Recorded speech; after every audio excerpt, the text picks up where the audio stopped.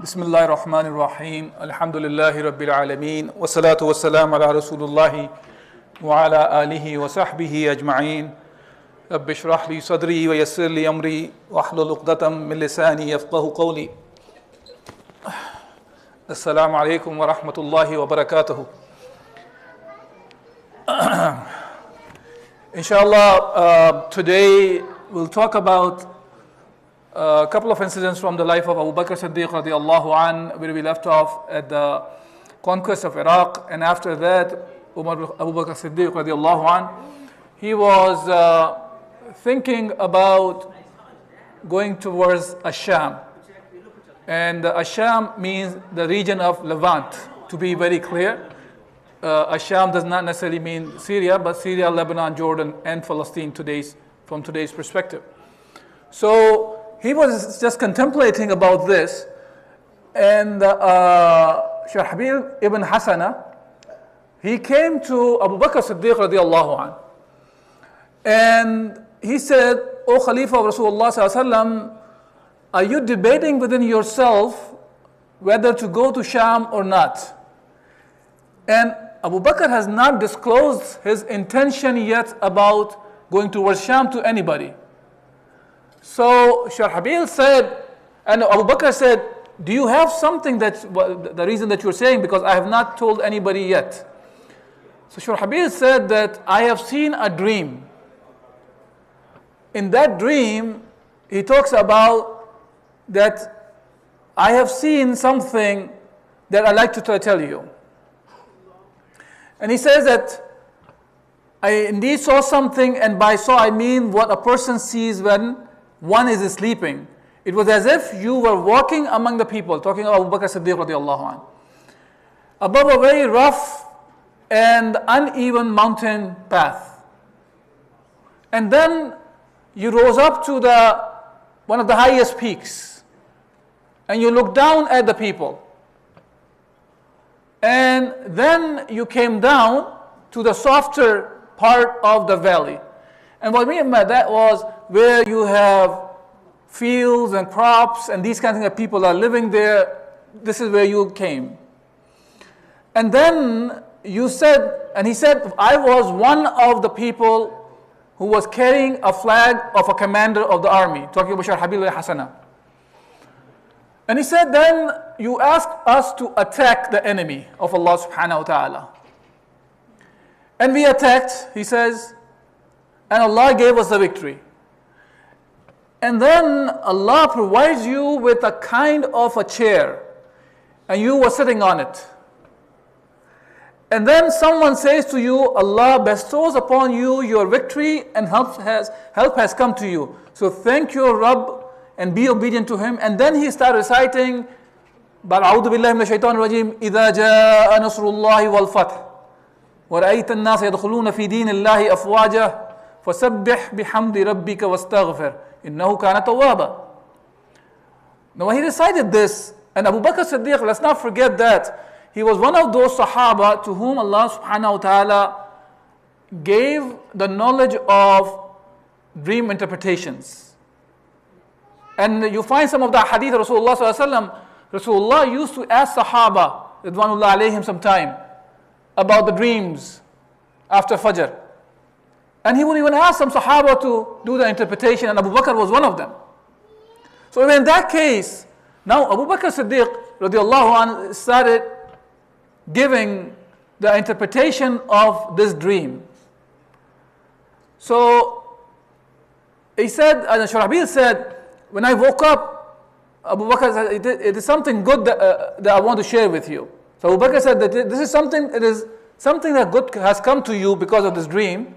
But at the same time, this is also, Allah has given us information about the death of Abu Bakr Siddiq radiallahu anh. And if you recall, when this surah was revealed, إِذَا جَاءَ نَصْرُ اللَّهِ وَالْفَتْحِ, Umar bin Khattab radiallahu anh, he once asked the Sahaba about this surah among them later on after Rasulullah passed away. "What do you get out of that?" The Sahaba start saying, it's talking about the people will be entering into fold of Islam in afwaj, in groups, large groups. And then he asked Ibn Abbas radiallahu anh, what do you think? And he said, this surah was giving the news about the passing away of Rasulullah sallallahu alaihi wasallam. Because the surah, what it says is, after talking about the people are entering into the fold of Islam, then it says at the end, وَاسْتَغْفِرْهُ إِنَّهُ كَانَ تَوَّابًا. And this is one of the acts that we do, even for salah when we end. One of the things that we do is we repeat astaghfirullah 3 times. So when you complete a good deed, it is followed by istighfar. And that's what Allah subhanahu wa ta'ala commanded Rasulullah sallallahu alayhi wa sallam here. Because now his mission came to the conclusion what he was sent for. The purpose Rasulullah sallallahu alayhi wa sallam was sent for in this dunya, he achieved that. And now it was the continuation done by Khulafa Rashidin and the Khulafa al-Rashidin, and the Muslim Ummah will continue on inshallah until the day of judgment. Now, when then Abu Bakr said, this means Allah subhanahu wa ta'ala has conveyed us the news about Abu Bakr Siddiq radiallahu anh will pass away as well. But he also talked about the rest of it. He said that we were walking through the hardships of the mountains and the rough path. That shows that we will attack the enemy, but we will have difficulties. We will have difficulties, and so would the enemy of Allah subhanahu wa ta'ala. But rising Abu Bakr to the peak, that shows we will have the upper hand. And Muslims will succeed. And he was talking about going towards Asham, the conquest of Sham. And conquest of Sham means we are talking about a superpower of that time, that the Muslim Ummah will continue on and they will be able to take over. And today we find, when we are talking about Gaza today, that is part of Asham. This is the part of Asham that was opened up in the time of Abu Bakr and then completed in the time of Umar al-Khattab radiallahu anhu. Now, when this happened, then he also said, because you were carrying one of the flags, that means you will be a commander of one of the armies as well. Shurahbil ibn Hasana. And then the rest of the things which is talking about that he was sitting on top of the chair, he referred to when Yusuf alayhi salam, when he was sitting on the arsh. As Allah subhanahu wa ta'ala, وَرَفَعَ أَبَوَيْهِ عَلَى الْعَرْشِ. That when Yusuf alayhi salam, he raised his father to the arsh. And arsh means it's a throne. And throne belongs to the king. And hence, this is something important for us to understand nowadays, especially in the days of elections. Many a times we are hearing this thing about Yusuf alayhi salam. Na'udhu billah. I believe this is an accusation on the Prophet of Allah to say he was helping kufr to be implemented. While Allah is saying, وَرَفَعَ أَبَوَيْهِ عَلَى الْعَرْشِ, means he had the whole power. And this is what Maulana Maududi actually in his tafsir goes in a very good detail, and that I will leave it for the brothers and sisters who are listening to go and check the tafsir of Surah Yusuf. The way he has explained and mentioned that Yusuf alayhi salam was a prophet of Allah. How can we even think a prophet of Allah subhanahu wa ta'ala will be helping the kufr to be implemented? So I think the brothers and the sisters who hear this, they should go and check. And we should not become like the ones who just follow the scholars blindly. Look, following the scholars blindly can even sometimes take us to do the shirk. Isn't that the case? In the land of Mecca, prior to Muhammad sallallahu alaihi wasallam was appointed as a prophet, Amr bin Luhay, who was a famous among them, a scholar, a leader among the Meccans. And when he went to Sham, and he saw they were idol worshipping, so he brought a hubal from there. A statue, a god. He liked it. And because he said, let's start worshipping him. And they, without asking any question, because of the stature of a scholar, the stature of a leader, you just follow him. And from there on, the idol worshipping started in Mecca, and to the point there were 360 idols when Rasulullah sallallahu alaihi wasallam opened Mecca. So we don't have this. We should not be the one looking at these kind of things that just because a scholar or many scholars even together, they say something, then we should start following it blindly.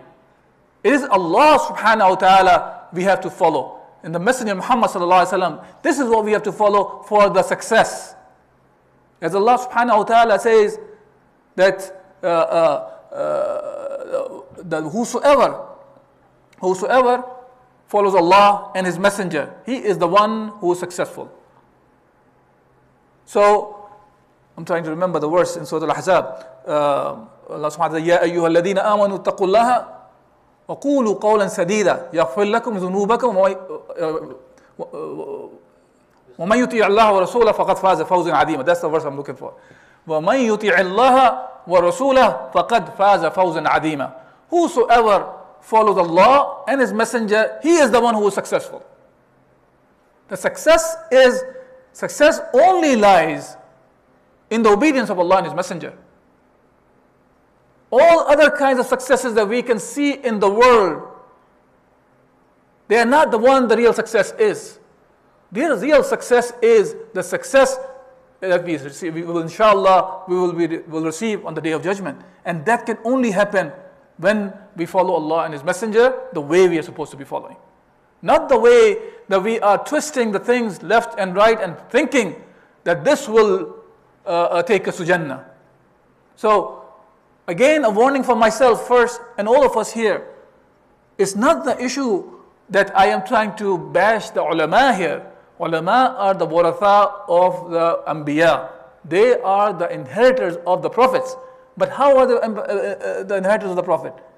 Because anbiya do not leave any wealth behind them as inheritance. They only leave knowledge.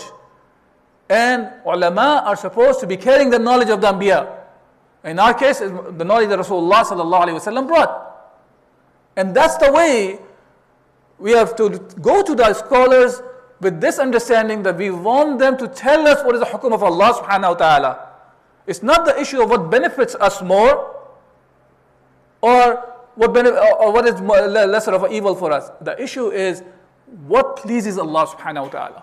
And that's the only thing we should look for. Now, moving forward here. So now after that, Abu Bakr Siddiq radiallahu anh, he prepared 4 different armies. One was under Yazid ibn Abi Sufyan, and I'm not going to go into the details of the whole thing.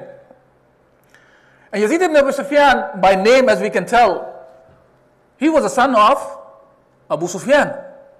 Abu Sufyan was one of the leaders of the Mecca in Jahiliyyah, and of course, that power and being one of the powerful ones of Mecca continued on. So Abu Bakr always went along with these whoever the commanders he appointed, he used to walk with them and give them nasiha before they will go and fight. So one of the key things that he told to Yazid ibn Abi Sufyan, besides many other things he said, he wanted to remind them that just because you belong to a certain family does not mean that you can do whatever you want. If you don't do well, you will be stripped away from this position that was assigned to you. So it has nothing to do with whatever people think as what makes somebody better than the other, unfortunately. In Islam, inna akramakum indallah atqakum. That in the sight of Allah subhanahu wa ta'ala, the one who has more honor, the one who has ikram, is the one who has more taqwa. It has nothing to do with our lineages. From the lineage perspective, Abu Lahab was also from one of the uncles of Rasulullah sallallahu alaihi wasallam. Look what Allah subhanahu wa ta'ala has mentioned about Abu Lahab in the Quran. So it's not the issue of the lineage, it's the issue of the taqwa of Allah subhanahu wa ta'ala. Other person, and so he was given about 3,000 to 4,000 soldiers, and he was supposed to go to Al-Balqa, one of the areas close to Palestine in the Sham.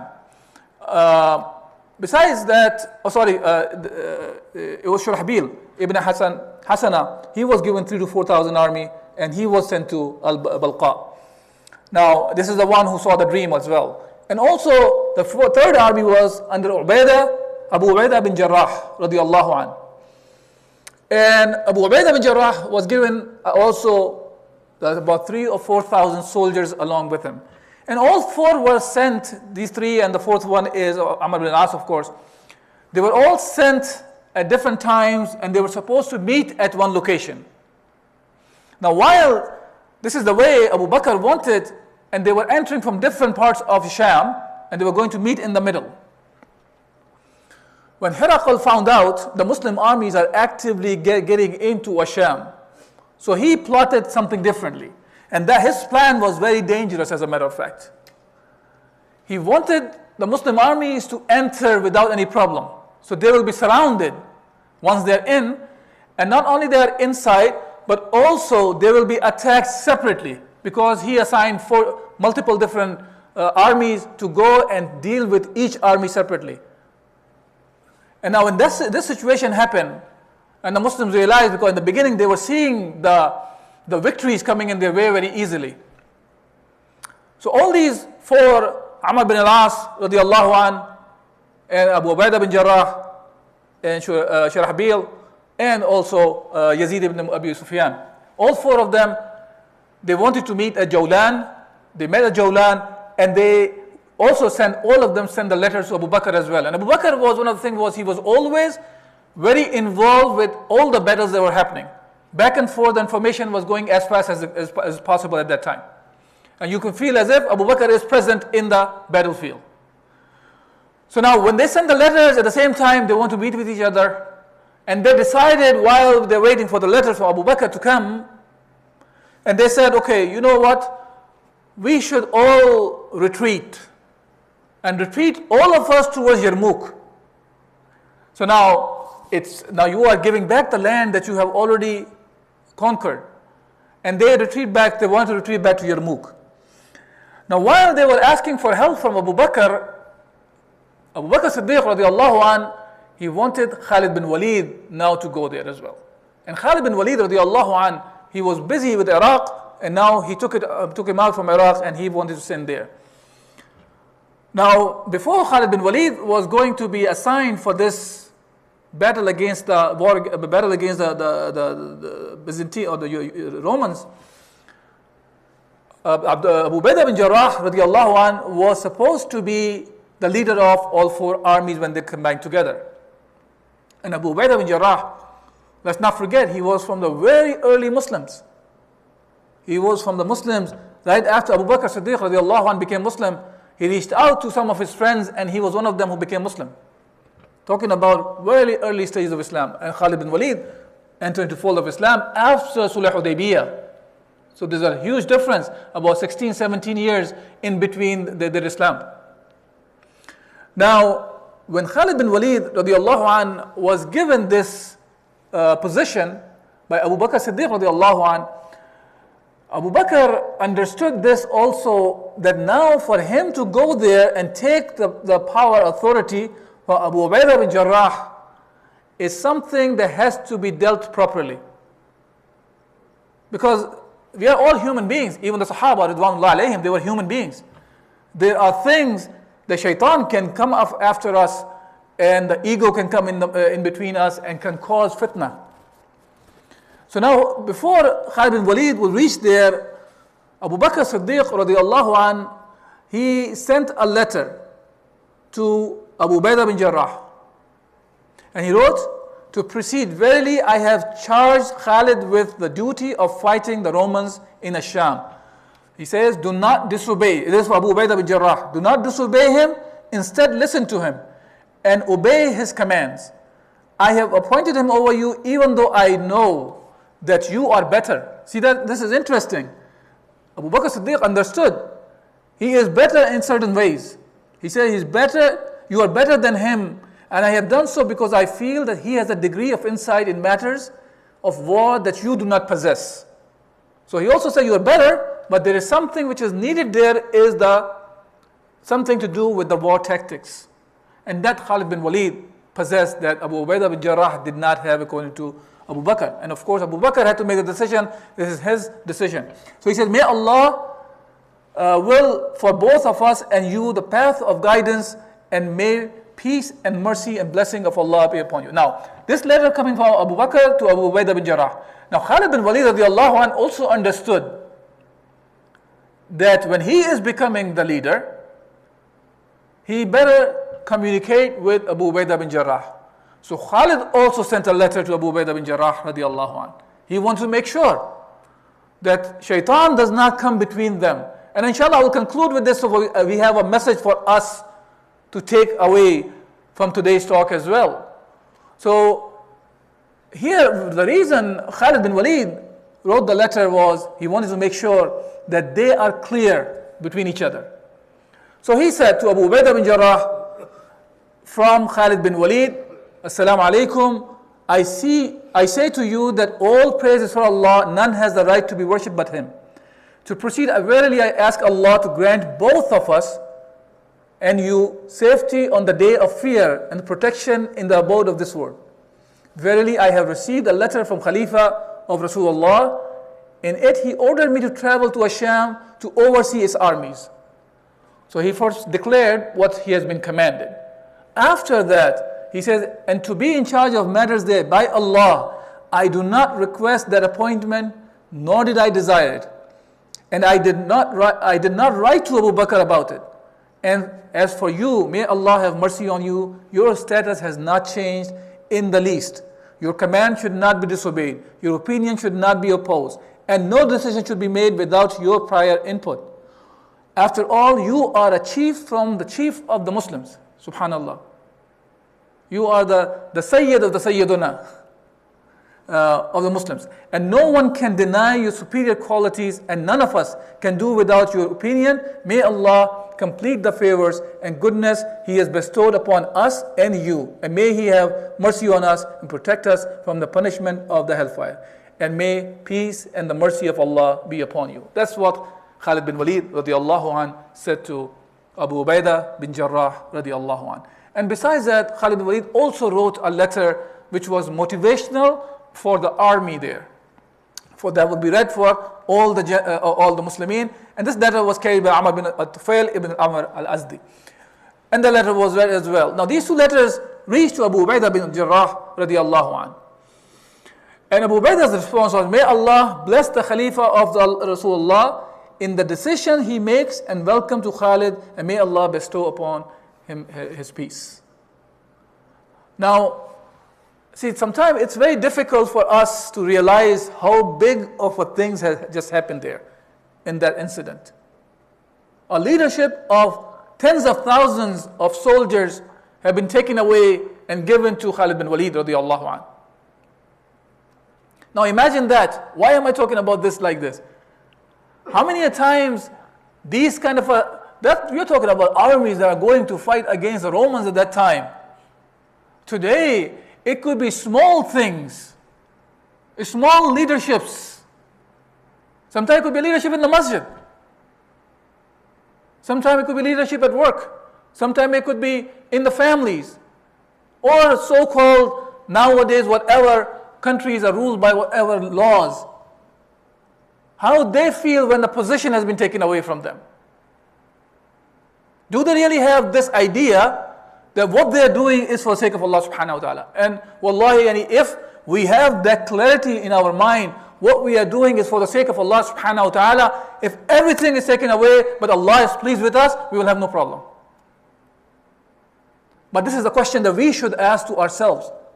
Whatever capacity we are working in, whether we are given somehow, if Allah subhanahu wa ta'ala give us authority over the people to rule by even Islam, have we taken the authority because we want to please Allah subhanahu wa ta'ala, or to show our superiority over the people? And the niyyah, intention, plays a role.